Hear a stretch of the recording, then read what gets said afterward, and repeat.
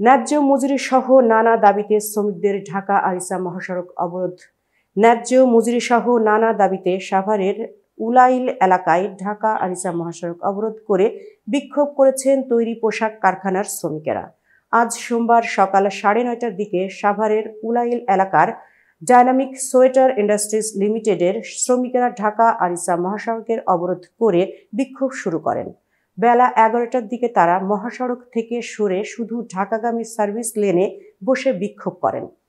এ সময় সেনাবাহিনী ও পুলিশ সদস্যরা তাদের আশ্বস্ত করার চেষ্টা করেন। আগামীকাল মঙ্গলবার শ্রমিক পক্ষ শ্রমিকদের সঙ্গে আলোচনায় বসবে। আইন শৃঙ্খলা রক্ষাকারী বাহিনী এই আশ্বাস পেয়ে বেলা 1:45টার দিকে তারা কর্মসূচি প্রত্যাহার করেন। বিক্ষোভকারী শ্রমিকেরা জানান, বিভিন্ন অভিযোগ ও দাবি নিয়ে গতকাল রোববার তারা কারখানার মধ্যে আন্দোলন করেন। কারখানার কর্মকর্তারা আশ্বাস দেন, আজ মালিকপক্ষ কারখানায় এসে বিষয়গুলো নিয়ে শ্রমিকদের সঙ্গে কথা বলবে।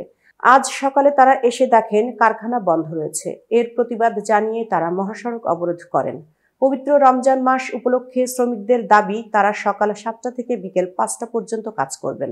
এছাড়া শ্রমিকদের কারখানা বন্ধের সময় শ্রমিকদের বেসিক 13,000 টাকা দেওয়ার কথা থাকলেও তাদের 7,400 টাকা দেওয়া হয়। ঈদ বোনাস 8,000 টাকা দেওয়ার কথা থাকলেও 3,000 টাকা দেওয়া হয়। শ্রমিকদের অভিযোগ, প্রতি মাসে বেতনের আগে একাধিক বেতন শিটে তাদের সই নেওয়া হয়। তাদের যে বেতন দেওয়া হয় তার বেশি বেতন উল্লেখ করে আরেকটি বেতন শিটে তাদের সই করানো হয়।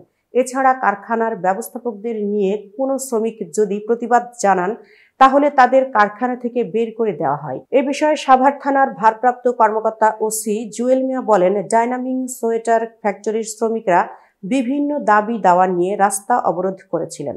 তাদের বোঝানোর জন্য থানার পুলিশ, শিল্প পুলিশ ও সেনাবাহিনী সর্বাত্মক চেষ্টা করেছে।